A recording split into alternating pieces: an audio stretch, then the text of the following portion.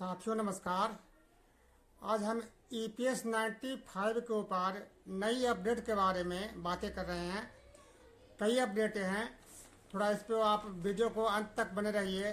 जैसे BMS ने 5,000 की मांग किया है।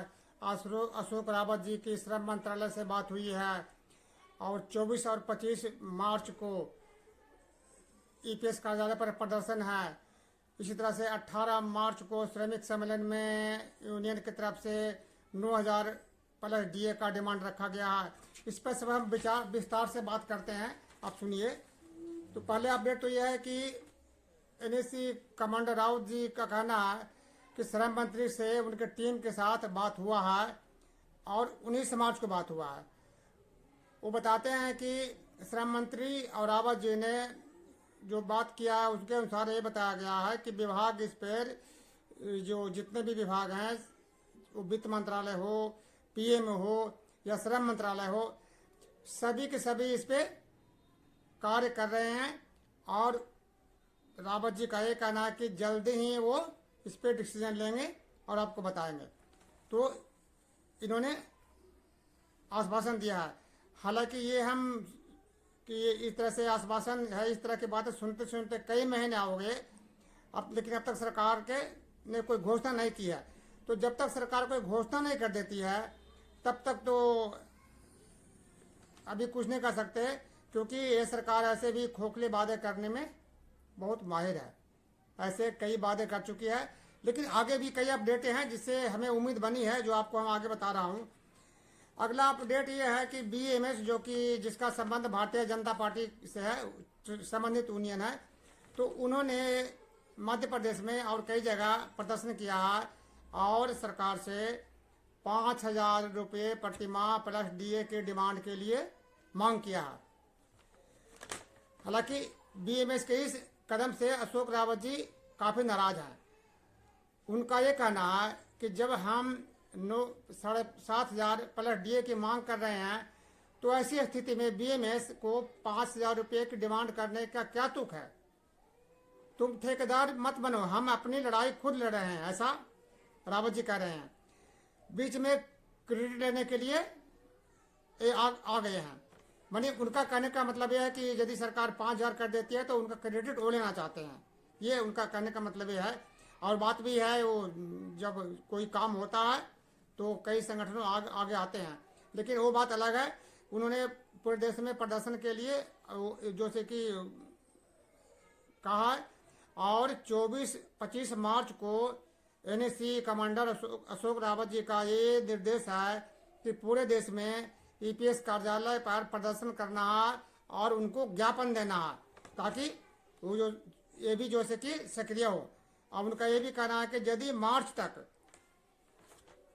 सरकार ने कोई घोषणा नहीं किया तो फिर अप्रैल से आगे हम लड़ाई के लिए तैयार हैं।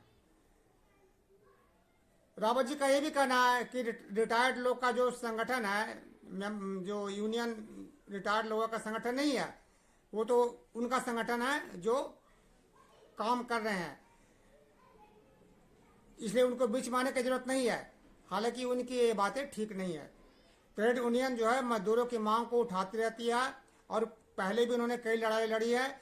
ये बात अलग है कि रिटायर होने के बाद जो कामगार लोग होते हैं उनका संबंध ट्रेड यूनियन से टूट जाता है, लेकिन ऐसे कई यूनियन है। जैसे अब मैं आपको बता रहा हूँ, AIUTUC all India United trade union centre है, दिल्ली में उसका ऑफिस है। ये हर मुद्दे को सरकार के पास उठाती रहती है, चाहे वो उनके यूनियन से जुड़े हो चाहे न हो, आम जो जरूरत की चीजें हैं उनको उठाती रहती है। और उन्होंने भी इस मुद्दे को उठाया है, वो आपको हम आगे बता रहे हैं। चौथा,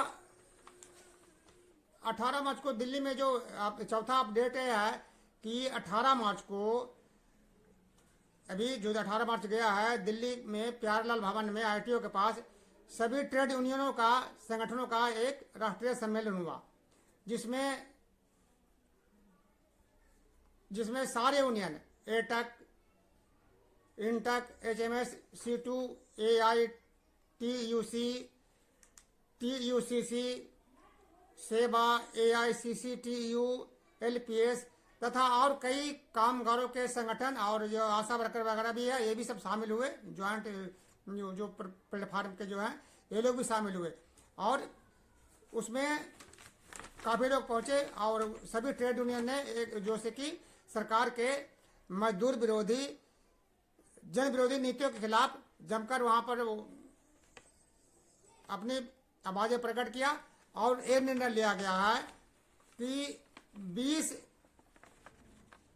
मई को पूरे देश व्यापी हड़ताल किया जाएगा। तो आगे जो से कि जो उसमें IUTUC तथा नेताओं ने जो सो कि हमारे जो EPS 95 पेंशन है उसका भी मांग उठाया। उनमें सरकारी कर्मचारियों के लिए जो पुरानी पेंशन योजना है जो सरकार ने रद्द कर दिया है उसके ऊपर बात हुई, और EPS 95 पेंशन को 9,000 रुपये प्लस DA की मांग किया गया। देखिए आगे।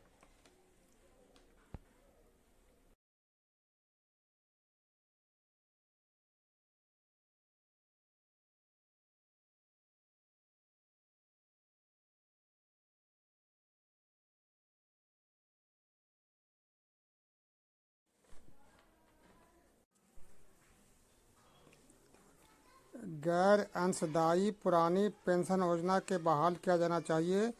EPS 95 के तहत मूल्य सूचकांक से लिंक करते हुए 9,000 रुपये न्यूनतम मासिक पेंशन निश्चित की जानी चाहिए। जो लोग किसी भी योजना के अंतर्गत कवर नहीं हैं उन्हें राज्य और केंद्र के बजट को साझा करके विशेष कोष वापस बनाकर 6,000 रुपये प्रति माह दिए जाने चाहिए। ये बात हुई है सम्मेलन में और सरकार को ये भेजा जाएगा। दिल्ली श्रम संगठनों के बैठक में सरकार के मजदूर विरोधी नीतियों के खिलाफ और 4 लेबर कोड, जो सरकार ने सारे लेबर कानून को रद्द करके 4 लेबर कोड बिल ला रही है जो कि मजदूरों को बिल्कुल गुलामी की ओर ले जाएगा, उसको रद्द करने के लिए आगामी 20 मई को राष्ट्रव्यापी हड़ताल का निर्णय लिया गया है। साथियों, ये तो अपडेट रहा। साथियों, मेरा ये भी मानना है कि ये मामला इतना आगे बढ़ चुका है कि सरकार को हर तरफ से दबाव है। आपको पता ही होगा कि पार्लियामेंट में इसके लिए जो पिछले सेशन में भी हुआ, अब भी जो से कि इसके लिए डेली कोई ना कोई सांसद इस मुद्दे को उठा रहे हैं, मिनिमम पेंशन 7.5 करने के लिए। और यहाँ तक कि सरकार के समक्ष स्थगन प्रस्ताव भी लाया गया था, मगर सरकार ने इसको मंजूर नहीं दिया। तो मंजूरी नहीं देने से कोई बात नहीं है, नहीं दिया, मगर सरकार के ऊपर कहीं ना कहीं दबाव तो है ही है। और मेरा ये मानना है कि पेंशन जरूर बढ़ेगा, इसमें कोई संदेह नहीं, पेंशन बढ़ेगा ही बढ़ेगा। अब बात रही समय की, समय कब तक होगा ये पक्की नहीं है, लेकिन पेंशन जरूर बढ़ेगा क्योंकि सरकार हर तरह से दबाव में है और आगे दबाव और उनको और झेलना पड़ेगा।